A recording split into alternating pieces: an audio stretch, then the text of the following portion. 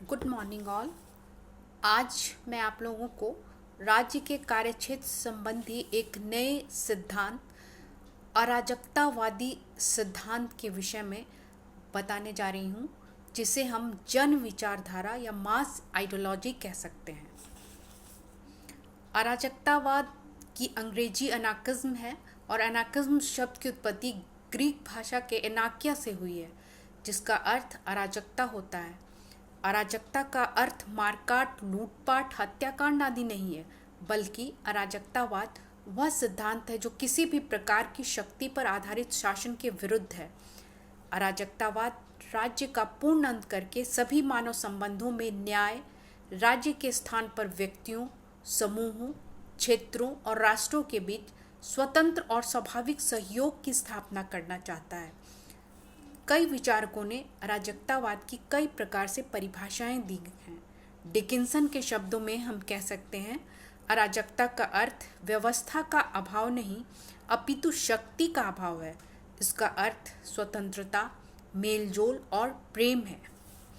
Anarchy is not the absence of order, it is the absence of power. Government means compulsion, exclusion, distraction, separation, while anarchy is freedom, union and love. Huxley ने लिखा है, अराजकतावाद राज्यहीन समाज की वह अवस्था है जिसमें प्रत्येक व्यक्ति अपना शासक होगा। Anarchy is a state of society in which the rule of each individual by himself is the only government. क्रोपोट्किन ने अराजकतावाद की व्याख्या करते हुए कहा है, अराजकतावाद राज्यहीन समाज की कल्पना करता है। इसमें शक्ति और कानून के अभाव में पारस्परिक प्रेम और समझौते के आधार पर शांति और व्यवस्था स्थापित होगी। अराजकतावादी समाज की व्यवस्था प्राकृतिक और स्वाभाविक होगी। उसमें बल का प्रयोग कर किसी को एक विशेष प्रकार का आचरण करने के लिए बाध्य नहीं किया जाएगा। फोरियर ने बड़े ही सिंपल वर्ड्स में लिखा है, पत्थर के छोटे छोटे टुकड़े लें, उन्हें एक बॉक्स में रखें और जोर से हिला कर रख दें। वे स्वतः ऐसे सुंदर ढंग से व्यवस्थित हो जाएंगे कि वैसी सुंदर व्यवस्था आप किसी से भी नहीं करा सकते। और यही है अराजकतावाद। जब हम अराजकतावाद का विश्लेषण करते हैं तो हम यह पाते हैं कि अराजकतावादी राज्य और शासन को किसी भी रूप में वांछनीय या आवश्यक ही नहीं मानते हैं। वे उसका पूर्णतः अंत करना चाहते हैं। अराजकतावादी दार्शनिकों का कहना है कि राज्य एक दूषित और अनुपयुक्त संस्था है। वह सर्वसाधारण की स्वतंत्रता का अपहरण करता है, इसलिए राज्य अनावश्यक है और उसका समूल उन्मूलन होना चाहिए। अराजकतावादी सभी प्रकार की सरकारों को अस्वीकृत करते हैं।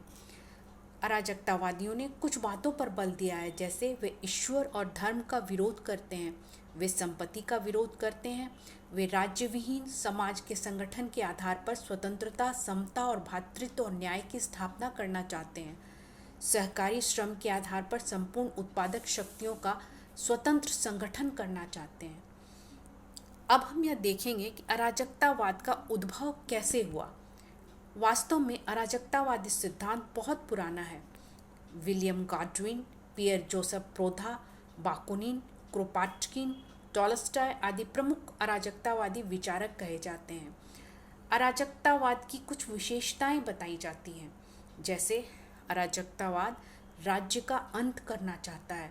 वे राज्य को व्यर्थ, अनावश्यक और अनुपयोगी संस्था मानते हैं। अराजकतावादियों के अनुसार राज्य एक अनावश्यक बुराई है, इसलिए उसका अंत होना चाहिए। उनका कहना है कि राज्य के विभिन्न कृत्यों को मनुष्य अपने आप ऐच्छिक आधार पर बने अनेक संघों द्वारा कर सकता है। दूसरी बात जो अराजकतावादी कहते हैं, वे व्यक्ति स्वातंत्र्य का समर्थन करते हैं। यह सिद्धांत व्यक्ति को कृत्रिम बंधनों से मुक्त करता है और यह बतलाता है कि मनुष्य स्वभावतः विवेकशील, शांतिप्रिय और सहयोगी होता है, इसलिए व्यक्ति की स्वतंत्रता का समर्थन करना चाहिए। तीसरी महत्वपूर्ण बात यह है कि अराजकतावादी एक समाज की रचना करना चाहते हैं और वह समाज किस प्रकार का हो, इस पर भी अराजकतावादी विचारक विचार करते हैं। हालांकि इस संबंध में अराजकतावादी विचारक एकमत नहीं हैं। उनका कहना है कि समाज का संगठन समयानुकूल होगा। विभिन्न उद्देश्यों की पूर्ति के लिए ऐच्छिक संघों का संगठन होगा, जिनका आधार प्रेम, सहयोग और व्यक्तिगत श्रम होगा। व्यक्तिगत संपत्ति न होकर सामूहिक संपत्ति होगी। यह संघ परस्पर प्रेम, सहयोग पर आधारित होगा, इसलिए इसमें संघर्ष नहीं होगा। विवादों और अपराधों के निपटारे के लिए पंचायती न्यायालय होंगे। जेल, पुलिस आदि का अभाव होगा। सभी आवश्यकता अनुसार परिश्रम करेंगे और पारिश्रमिक पाएंगे। आर्थिक क्षेत्र में भावी समाज का संगठन पूर्णतः साम्यवादी ढंग से होगा। समाज में शोषण, शक्ति और अत्याचार नहीं होगा, इसलिए वह समाज संतुलित समाज होगा। डिकिंसन ने लिखा है, अराजकतावाद में व्यवस्था तो होगी किंतु सत्ता नहीं होगी। इसमें व्यवस्था प्राकृतिक होगी और जनता की इच्छा पर निर्भर होगी। अराजकतावादी सिद्धांत का मूल्यांकन करते समय हम यह देखते हैं कि आज अराजकतावादी सिद्धांत को मान्यता नहीं दी जाती। इसमें अब लोगों को आस्था नहीं रह गई है। आलोचकों ने अराजकतावादी सिद्धांत में कुछ दोष बताए हैं। जैसे आलोचक यह कहते हैं कि अराजकतावाद ने राज्य और संपत्ति का गलत विरोध किया है। अराजकतावादी राज्य और संपत्ति का विरोध तो करते हैं, परंतु उनकी राज्य संबंधी धारणा बिल्कुल गलत है। राज्य हमेशा से शोषण का यंत्र नहीं रहा है। राज्य ने कला, साहित्य, दर्शन, विज्ञान और संस्कृति के उत्थान में पूर्ण सहयोग दिया है। आज के समय में राज्य का स्वरूप लोक कल्याणकारी हो गया है। आज राज्य ने व्यक्ति के व्यक्तित्व के विकास में हर दृष्टि से सहयोग ही किया है। अराजकतावाद की दूसरी आलोचना करते हुए आलोचक यह कहते हैं कि यह मानव प्रकृति के विरुद्ध है। अराजकतावादी दार्शनिकों का कहना है कि मनुष्य मूलतः अच्छा और सद्गुण संपन्न होता है, किंतु यह सही नहीं है। सामाजिक मनोविज्ञान के विद्वानों ने यह सिद्ध कर दिया है कि मनुष्य में अच्छे और बुरे दोनों प्रकार के गुण होते हैं। समाज में सभी व्यक्ति एक से स्वभाव के नहीं होते और अपराधी, पागल और दुष्ट व्यक्तियों से सामाजिक व्यवस्था के अस्त व्यस्त होने का हमेशा भय लगा रहता है। तीसरी आलोचना जो अराजकतावादियों के विषय में की जाती है वह यह है कि स्वतंत्रता का अर्थ नियंत्रण का अभाव नहीं होता। अराजकतावादी व्यक्ति की स्वतंत्रता का गलत अर्थ लगाते हैं। उनके अनुसार स्वतंत्रता का अर्थ नियंत्रण का अभाव है, परंतु वास्तव में नियंत्रण के अभाव में स्वतंत्रता का दुरुपयोग भी किया जा सकता है। समाज में सही व्यवस्था के लिए नियंत्रण होना आवश्यक है।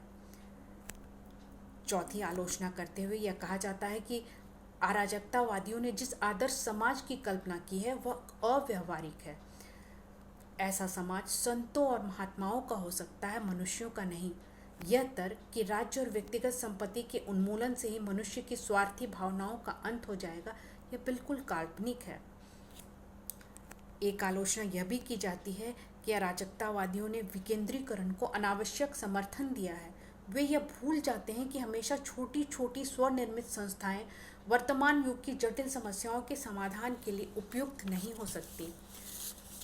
अराजकतावादियों की कार्य अवधि भी गलत कही जाती है।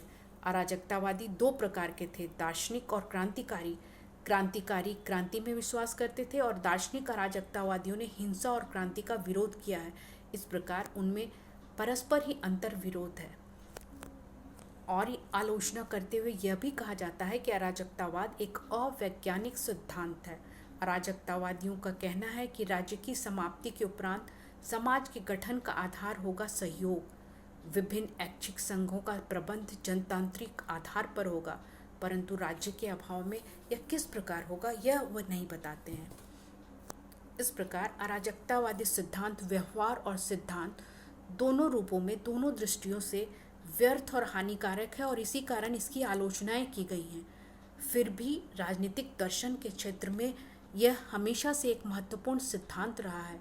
अराजकतावादी दार्शनिक मनुष्य की अच्छाइयों में विश्वास करते हैं और आदर्श समाज और मानवीय गुणों पर विशेष बल देते हैं। उनकी स्वतंत्रता का सिद्धांत भी सराहनीय है। वे स्वायत्तता और विकेंद्रीकरण पर बल देते हैं और लोकतंत्रीय व्यवस्था की आधारभूत मान्यताओं पर बल देते हैं और इसीलिए यह सिद्धांत आज भी सराहनीय है और प्रशंसनीय है।